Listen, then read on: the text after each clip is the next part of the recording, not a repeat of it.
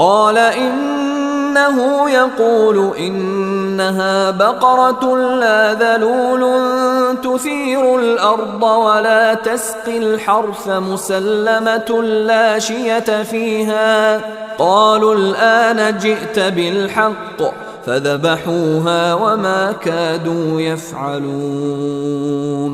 நிலத்தை உழுவதற்கோ விளைநிலத்திற்கு நீர் பாய்ச்சுவதற்கோ அது பழக்கப்படுத்தப்படாத மாடாகும். அது குறைகளற்றது, அதில் எந்தத் தழும்பும் இருக்காது என்று இறைவன் கூறுகிறான் என அவர் கூறினார். நீர் இப்போதுதான் சரியான விபரம் கொண்டு வந்தீர் என்று கூறி அவர்கள் அதனைச் செய்ய விரும்பாத நிலையிலேயே அதை அறுத்தனர். وَإِذْ قَتَلْتُمْ نَفْسًا فَادَّارَأْتُمْ فِيهَا وَاللَّهُ مُخْرِجٌ مَا كُنْتُمْ تَكْتُمُونَ.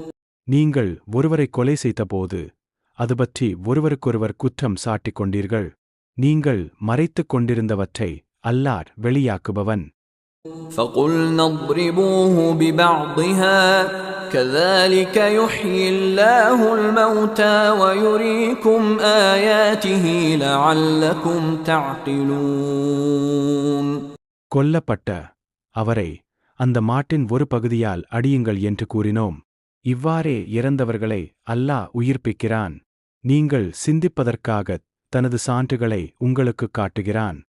ثُمَّ قَسَتْ قُلُوبُكُمْ مِنْ بَعْدِ ذَلِكَ فَهِيَ كَالْحِجَارَةِ أَوْ أَشَدُّ قَسْوَةً وَإِنَّ مِنَ الْحِجَارَةِ لَمَا يَتَفَجَّرُ مِنْهُ الْأَنْهَارُ وَإِنَّ مِنْهَا لَمَا يَشَّقَّقُ فَيَخْرُجُ مِنْهُ الْمَاءُ وَإِنَّ مِنْهَا لَمَا يَهْبِطُ مِنْ خَشْيَةِ اللَّهِ وَمَا اللَّهُ بِغَافِلٍ عَمَّا تَعْمَلُونَ. இதன் பிறகும் உங்கள் உள்ளங்கள் இறுகிவிட்டன. அவை பாறைகளைப் போன்று அல்லது அவற்றைவிட கடினமாகிவிட்டன. ஏனெனில் பாறைகளில் கூட ஆறுகள் பீரிட்டு ஓடுகின்றன. சில பாறைகள் பிளந்து அவற்றிலிருந்து தண்ணீர் வெளியேறுகிறது. அல்லாவின் அச்சத்தால் கீழே விழுபவையும் அவற்றில் உள்ளன. நீங்கள் செய்வது பற்றி அல்லாஹ் கவனமற்றவனாக இல்லை. أَفَتَطْمَعُونَ أَن يُؤْمِنُوا لَكُمْ وَقَدْ كَانَ فَرِيقٌ مِّنْهُمْ يَسْمَعُونَ كَلَامَ اللَّهِ ثُمَّ يُحَرِّفُونَهُ مِنْ بَعْدِ مَا عَقَلُوهُ وَهُمْ يَعْلَمُونَ. வேதமுடையோரான அவர்கள் உங்களை நம்புவார்கள் என்று நீங்கள் எதிர்பார்க்கின்றீர்களா? அவர்களில் ஒரு பிரிவினர் அல்லாவின் வசனங்களைச் செவியுற்று அதை நன்கு விளங்கிக் கொண்ட பிறகும் தெரிந்து கொண்டே அதைத் திரித்து விடுகின்றனர். وَإِذَا لَقُوا الَّذِينَ آمَنُوا قَالُوا آمَنَّا وَإِذَا خَلَا بَعْضُهُمْ إِلَى بَعْضٍ قَالُوا أَتُحَدِّثُونَهُم بِمَا فَتَحَ اللَّهُ عَلَيْكُمْ لِيُحَاجُّوكُم بِهِ عِندَ رَبِّكُمْ أَفَلَا تَعْقِلُونَ. அவர்கள் இறைநம்பிக்கை கொண்டோரைச் சந்திக்கும்போது நாங்களும் இறைநம்பிக்கை கொண்டோம் எனக் கூறுகின்றனர். அவர்களில் சிலர் வேறு சிலருடன் தனித்திருக்கும்போது அல்லாஹ் உங்களுக்குத் தெளிவுபடுத்தியதை நீங்கள் அவர்களுக்குத் தெரிவிக்கின்றீர்களா? அதைக் கொண்டு உங்கள் இறைவனிடம் உங்களுக்கு எதிராக அவர்கள் வாதிடுவார்களே, சிந்திக்க மாட்டீர்களா எனக் கூறுகின்றனர். أَوَلَا يَعْلَمُونَ أَنَّ اللَّهَ يَعْلَمُ مَا يُسِرُّونَ وَمَا يُعْلِنُونَ. அவர்கள் மறைத்து வைப்பதையும் பகிரங்கப்படுத்துவதையும் அல்லாஹ் அறிகிறான் என்பதை அவர்கள் அறிய வேண்டாமா?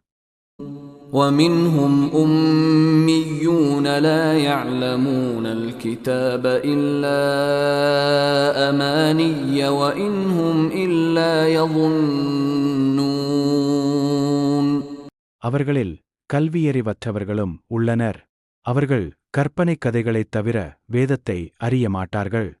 அவர்கள் யூகம் செய்வோர் தவிர வேறில்லை. فويل للذين يكتبون الكتاب بأيديهم ثم يقولون هذا من عند الله ليشتروا به ثمنا قليلا فويل لهم مما كتبت أيديهم وويل لهم مما يكسبون. தமது கரங்களால் ஒரு நூலை எழுதி பின்னர் அதன் மூலம் அற்ப விலையைப் பெறுவதற்காக இது அல்லாவிடமிருந்து வந்தது என்று கூறுவோருக்குக் கேடுதான். அவர்களின் கரங்கள் எழுதியதாலும் அவர்களுக்குக் கேடுதான். அதனைக் கொண்டு அவர்கள் சம்பாதிப்பதாலும் அவர்களுக்குக் கேடுதான். وَقَالُوا لَن تَمَسَّنَا النَّارُ إِلَّا